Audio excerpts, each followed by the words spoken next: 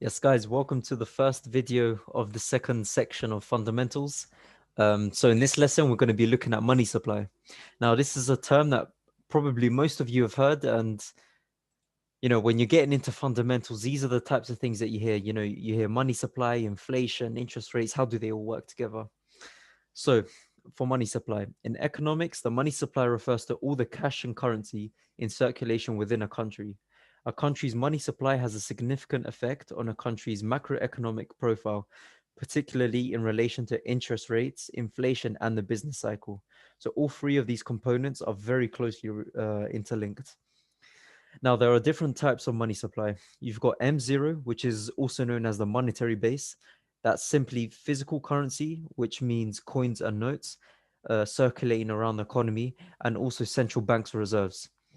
Um, as you may know, central banks, they have to keep a minimum sort of quota of central bank reserves or capital that they keep live with them. This has a lot to do with the Fed's fund rate, which we're going to be getting into in the third section, I believe it is.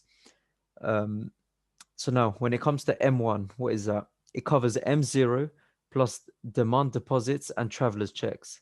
Then M2, which is the main one that we usually look at, it covers both M1 and, of course, M0 because M0 is part of M1, plus savings deposits and money market shares.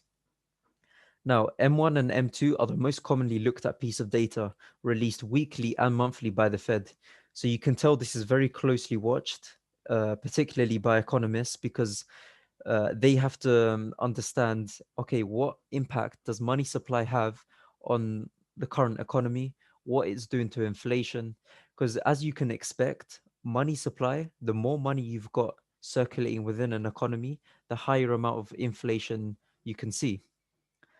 Just a note before we move on. Money supply does not count investments such as capital into the stock market. It is simply the supply of cash. So it doesn't include any investments that people have got on at the moment. It's simply just think of it as physical cash that's circulating around the economy. Now, just a note about money supply.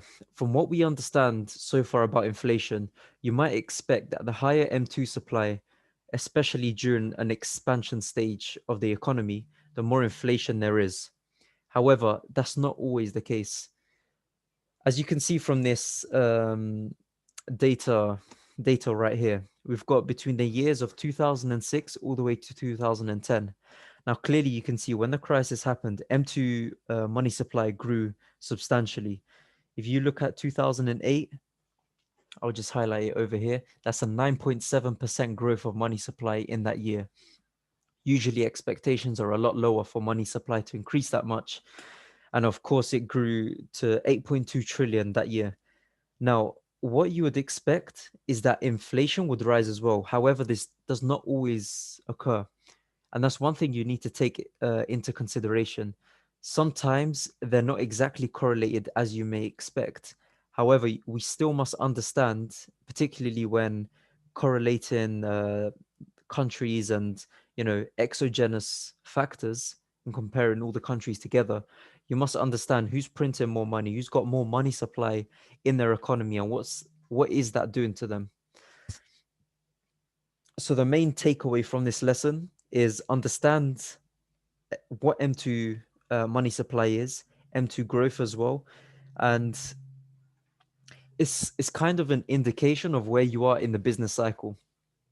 So, for example, when we're getting into a recession or something, you would expect that money supply would grow because banks, central banks, they want the economy, they want more economic activity. They want more people to have cash in their hands so they can invest here, they can invest there. So the economy is more stimulated.